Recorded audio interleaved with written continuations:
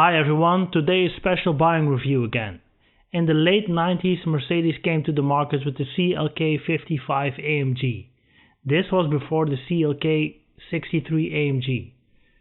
The 55 seems to be more reliable than the 63 AMG. How reliable, you might ask? Well, stick around and I will tell you all about its technical flaws. The CLK 55 AMG has a hand-built 5.4 liter brick V8. Power output at first was 347 horsepower and later, since 2002, 367 horsepower. The V8 was built for sportive driving. The 0 to 60 miles can be done in less than 5.5 seconds. Top speed was limited as always to 155 miles an hour. During its time it was a pretty quick car. Nowadays, of course, it's still quick, but cars are in a different league nowadays. The 5-speed automatic gearbox was standard. The CLK 55 AMG has a different chassis when compared to the normal CLK.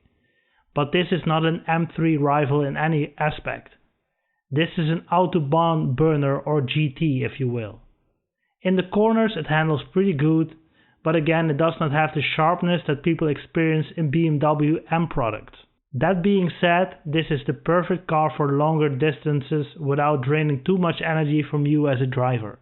In October 2002 the car got a facelift, easily recognizable due to the new headlights being fitted.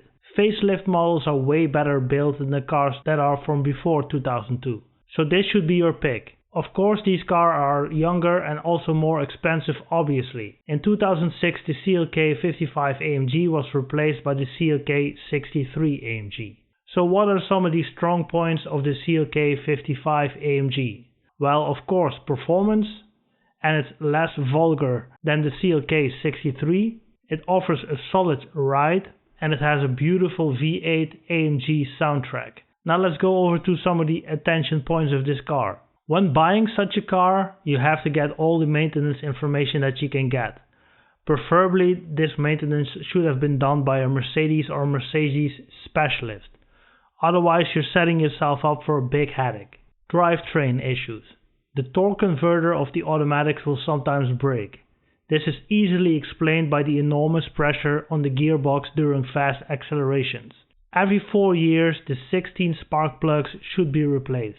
Early production models of the CLK suffer from coolant leakages that caused coolant with the gearbox oil to get mixed up. This is obviously not good. Engine mounts can wear down and this can cause the engine to flip to one side. This will then cause the ECU to reduce engine power. When stationary, open the hood of the car to inspect the engine. Then hit the accelerator a few times.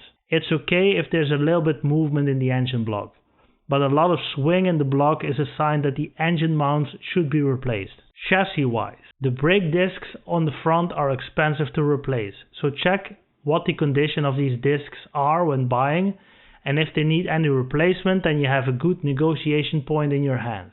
Front and rear tires have a hard life with this much power under the rear wheels, and also it has a heavy engine on the front wheels. Tires will last not as long as you used to probably. Then let's move over to the interior. The electronic adjustable seats are very comfortable. However, occasionally an electronic motor of these seats can break. Then let's move over to the exterior of this car. Check the rear fenders and around the lock of the boot for rust. Check if the windows and the doors close properly. Last but not least, electronics.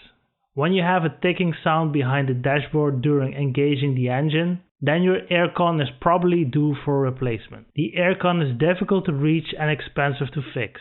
The Mercedes-Benz Command infotainment system can occasionally break and it's very expensive to fix. The LCD of the temperature and the clock will sometimes suffer from fading pixels. Thanks for watching the buying review of the Mercedes-Benz CLK 55 AMG.